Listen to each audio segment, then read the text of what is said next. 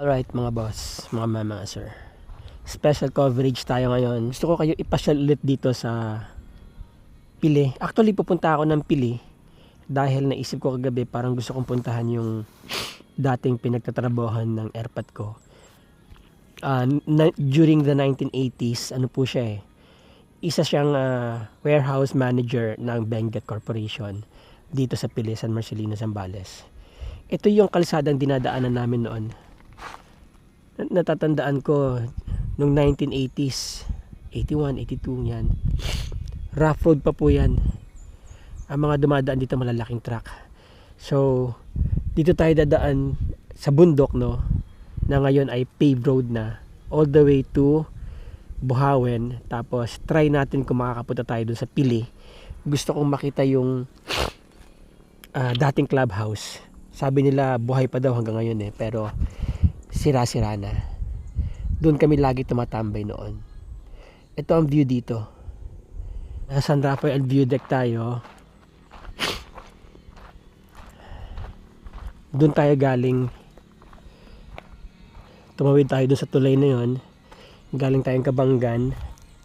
Okay, now meron akong i-feature na mga properties for sale dito. Nakalimutan ko ng tawag sa bundok na yan eh. Sinabi sa akin ng may-ari, ayan. So one of these days, maybe this week, may mga properties for sale dyan malapit dito sa solar ng Ayala na binibenta. Nakausap ko mismo yung may-ari. Nag-request sa atin na baka pwede ko daw i-vlog. Shoutout sa iyo, Ma'am Bernadette. Yan. Alright, so ito yung kalsada na dinaanan natin. Galing tayo dun sa bayan ng San Marcelino. Pumasok tayo sa palengke, tas dire-diretso na po yan papunta dito. Now, ito yung daan papunta naman sa Mapanuepe. Meron kayong bridge na tatawirin dyan, tapos kakanan kayo, dire-diretso na kayo sa Mapanuepe. Doon sa Mapanuepe Lake, no, yung tambayan. Although itong dadaanan na to, dire-diretso tayo ng Pili. Pupuntahan ko yung yung dating opisina ng airpot ko. Way back 1980s.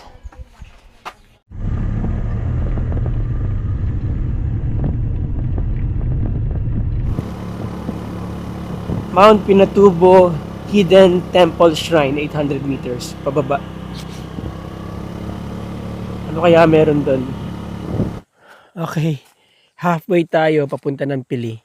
Nandiyan ang Pili. Alright, ito yung Mapanuepe Lake.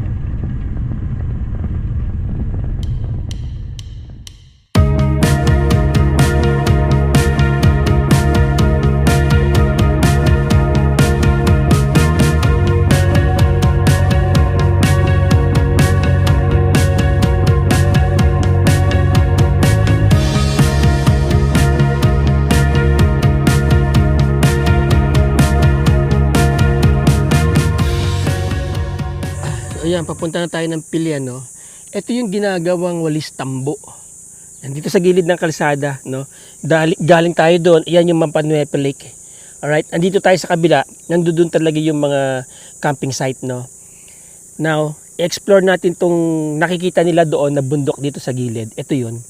No, dito yun. Ito, dito sa gilid, may makikita kayo ngayon, no. Ang ganda, no. Yan po yung ginagawang walis tambo. Ha?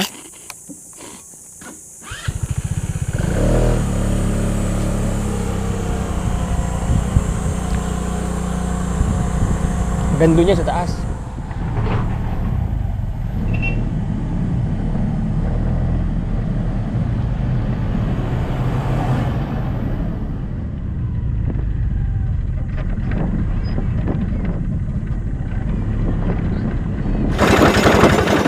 Lalagay nila dito yung mga bato. Ito. Itong mga nakukuha nilang bato. Ayan. Ayan. Ano ba yung mga bato na? Ito. Lalagay nila dyan.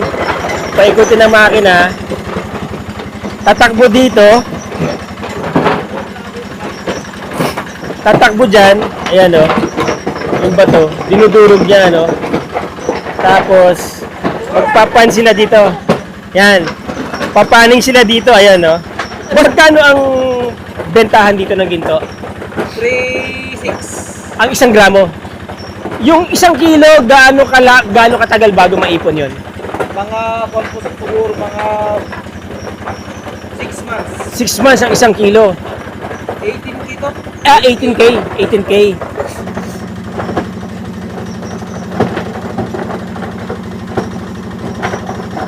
Pati yung globos. Dito din yan. Pati yung kulay blue. Ayun. Yun. Wow. Hanep ha? Ang dami-dami panglilinisan oh. Oo. Yan, mga ilang gramo na yan? Wala pang isa yan. Ay, nasa 2 gramo yan. Nasa 2 gramo na yan. Oo. 6,000 na pala yan. Oo. Pag ipon-iponin mo yan, kasi pag kaskasin pa namin tubusing, lalabas pang dito. Oo. Yan ang dito. Oo. Eto, gaano katagal yung ginigiling yan? Ay, mga pampo yan. 2 oras. 2 oras. Mga pampo. Oo. Ayan, oh. Tapos ito, tapon na yan, sir. Tatapon na to. Wala na yan. Ha? Iulit na naman po yan, boss. Uulitin nyo to? Pero yung may hindi nga po lang ulit. Okay. Ganito yung bato. Okay Yang gaano karami yung dinudurog nyo ngayon, ilang sako? Ganito, 20 sacks. Yung 20 sacks na yun, gaano karami ang na-extract yung ginto? Pag siswertein, mga 10 gramo, ganyan. Yung 20 sacks, 10 gramo lang. Wala na rin. 36,000 na rin yun. Sa 3.6. Yun ang bentahan dito, gate price. Walang pwedeng ibang bumili, kundi yung pinanser nyo lang. Ay, maraming pinanser dito po. Kanya-kanyang pinanser dito. Lahat ng mga pinanser dito, mga kamag-anak. So, yan. Mga boss, pasyalan muna natin yung yung Benguet yung may malayo pa ba yung kuya, yung mga butas doon, yung mga lawa sa taas? Malapit na po. Malapit na ako. Okay.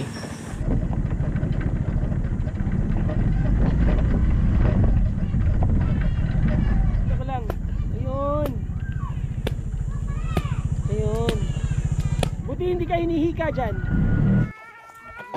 Ito po yung tambo na kinukuha nila doon. Ginaganyan mo. Ito na yon sila. Ito na. Parang parang barley. Makati po siya, sir. Makati?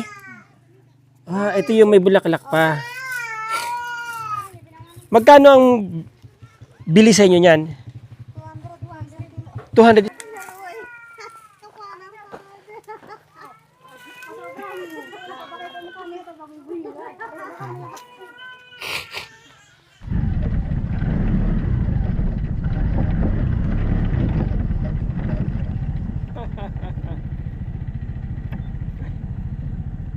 Meron ba bakit napunta dyan sa taas? Wala. Makikita ko yung lawa. Thank you.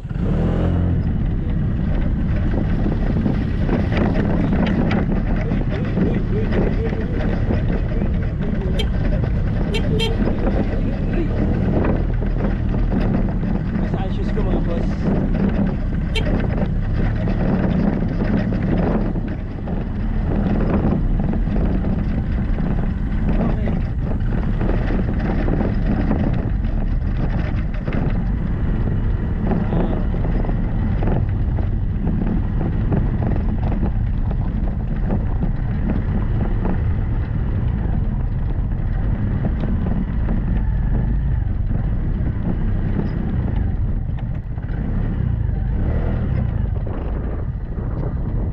Alright, mga boss, mga ma'am, mga sir. Galing tayo doon, Doon tayo galing, doon. Ito yung lawa dito sa taas ng bundok. Yun, may lawa doon, no. Ewan ko kung pwede tayong bumaba. Pero tignan nyo. Nakita nyo yun?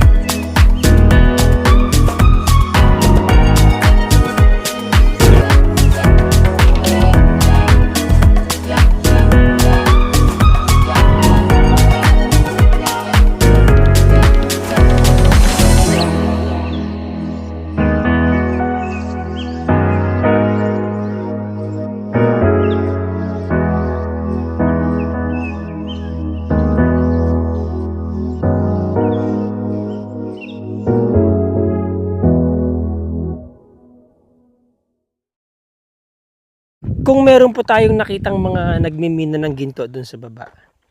Ganito daw yung bato na minimina nila. Ganito. Yan o. Yung pinakita nila sa akin. Ang dami dito. Halos yung buong kabundukan na to ganito. No? Ibig sabihin, ng mga panahon na nagmimina ang Benguet, may nakukuha silang ginto dito. 'Di ba? Ginto, copper, at saka nickel. Pero ang nakalagay lang noon, copper and nickel lang yata sa permit nila, sa exploration nila. But anyway, hindi natin alam kung anong totoong istorya. Pero kung yung mga locals nga alam na mayroong ginto ito, 'di ba? 18 carats daw. Eh di lalo naman yung malaking kumpanya. Alright.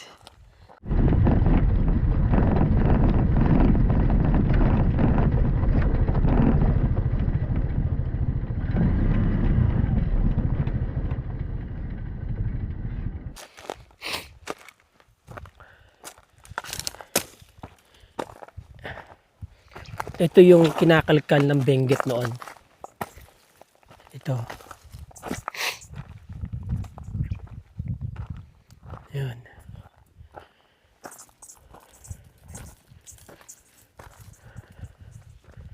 Wow.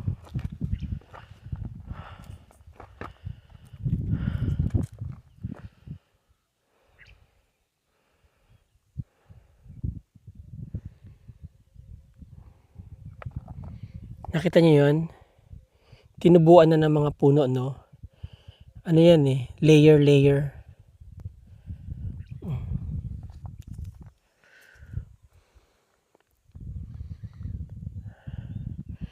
Nakalakas makadry nung nung pulbos ng lupa. Pulang-pula oh. Palagay ko may pa yan. May chemical pa yan siguro, may residues, no? Yan, no? Ito yung tinatawag na open pit mining. Yan, no? I wonder kung gaano kalalim to.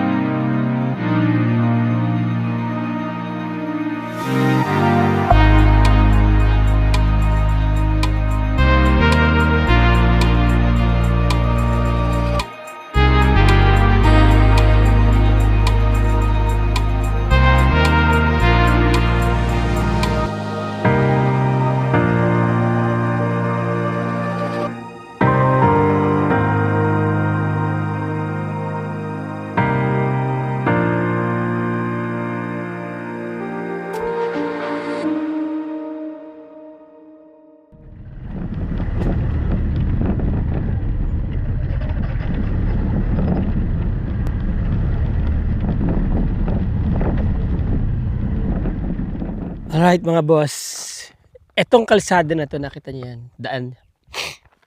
Ito yung ginawang kalsada dito sa Benguet nung nag-ooperate pa sila. May mga bahay kasi papunta dun eh. Pero dun tayo galing. Dun.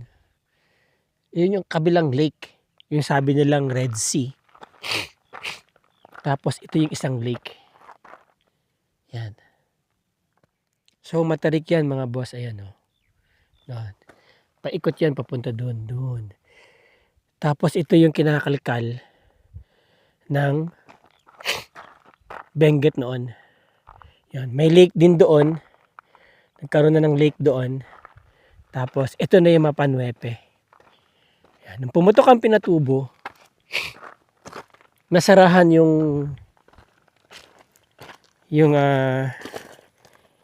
labasan ng tubig doon.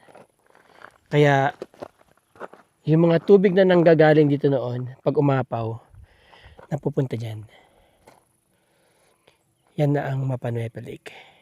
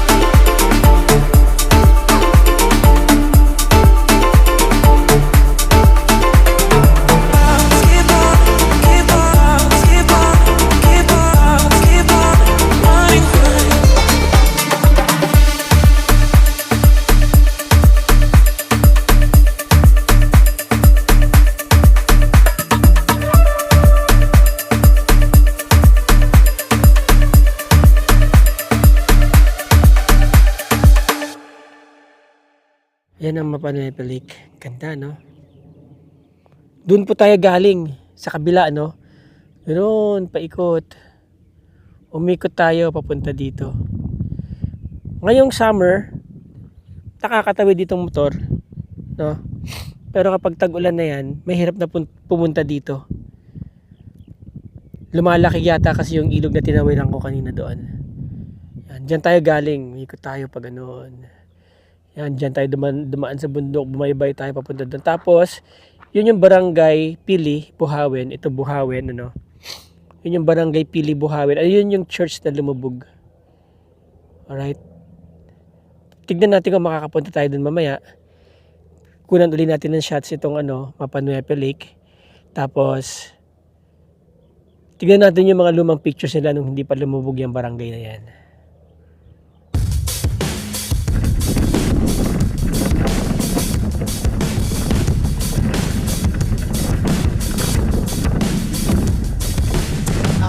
I wait for someone to save. I want to tell you something new. You drove us both into a wall. I drive away into the night, and I contemplate for a while.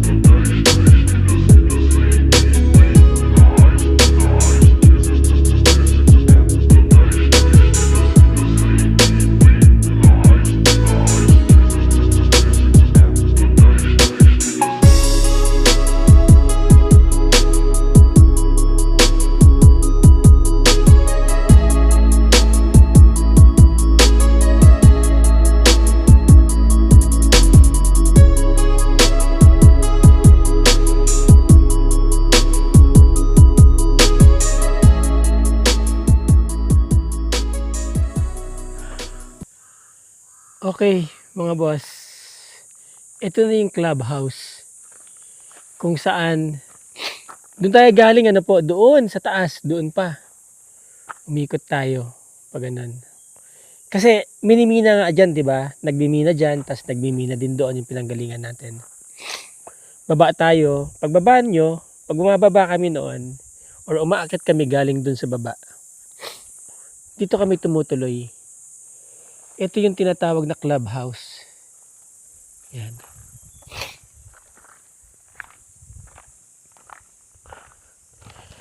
Official kasi si Airpat noon sa Benguet. Isa siyang warehouse manager. So, meron kami mga pribilehiyo na makatuloy dito.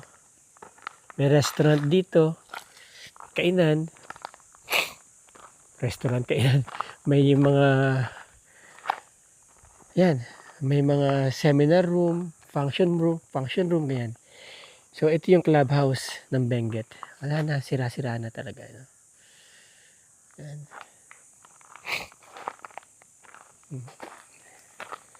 Dati malinis to noon. Wala pa itong mga mangga noon. Clear na clear pa tong lugar na to.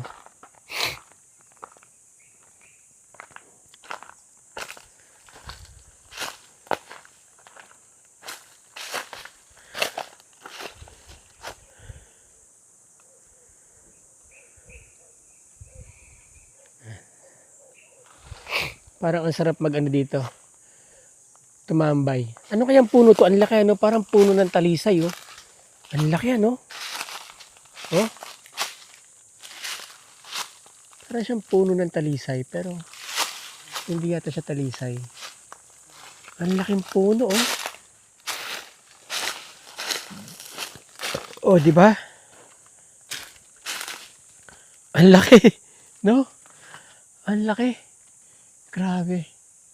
Ang ganda. Ang ganda ng puno na to, ang laki. Oh? No? Hindi naman siya puno ng talisay eh. Hindi rin po siya mangga ha. Iba siya.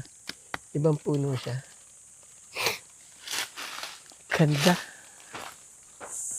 Ang laki ng puno, ano? Ano kayang puno yan?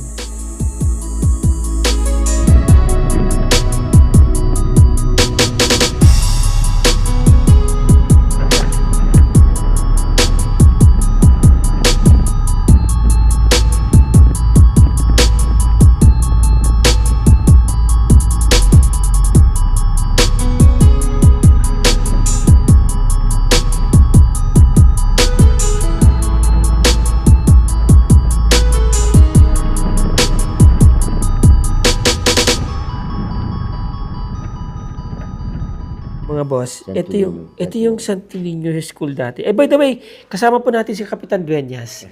Siya po ang kapitan dito sa Buhawin. Opo. Katrabaho po siya ng daddy ko noon sa Benguet Mining Corporation. Opo, yan. Si Manong Edgardo. Dueñas. Yan, Dueñas. Yan. Sa accounting yun, si Mang Nick, di ba? Oo. Ito po yung eskwelahan noon. Tapos nalipat sa...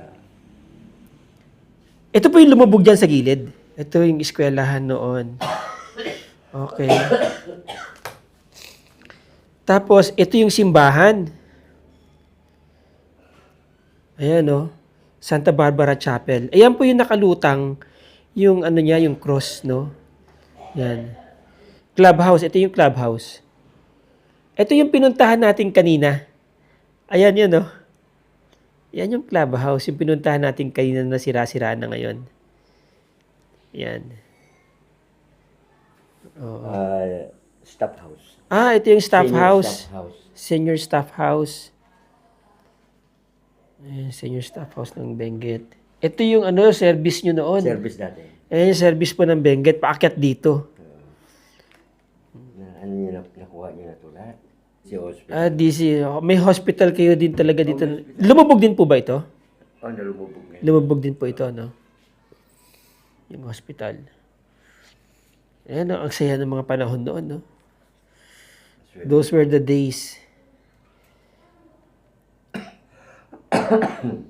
Na-miss ko tuloy bigla si Daddy. Yan, swimming pool. Swimming pool. Ito yung swimming pool doon sa taas. Wala na po ito, eh, no? Buhay ba yan? Kailang walang tubig. Doon po sa taas? Saan po ito banda? Doon sa taas. Okay. Wala ng tubig. Masaya noon, eh. Oo, masaya. Kung totoo ito, masaya noon. Masaya doon. Tsaka, sagana ang tao noon dito. Mabait si Mr. Dison, yung matanda. Ano po? Tsaka maganda ang binigay ng mga ano sa amin. Benepisyo. Oo. Mga staff. Problema. Libre pagkain lahat, di ba? Oo, libre. Sa clubhouse lang, libre lahat eh. Pagka nandun kami, libre kami. Kap, maraming salamat po. Siya po ang kapitan natin dito sa Buhawin. Matikas na kapitan. O, di ba? Sige po, maraming salamat. Nice meeting you again po. Hindi nyo man ako siguro nakilala, pero parang natatandaan ko po kayo. At sinabi nga magna, kilala kita. Opo. Anak ni Nick. Opo. Maraming salamat po. Opo. Iyan po yung simbahan. Ayan. Santa Barbara Church.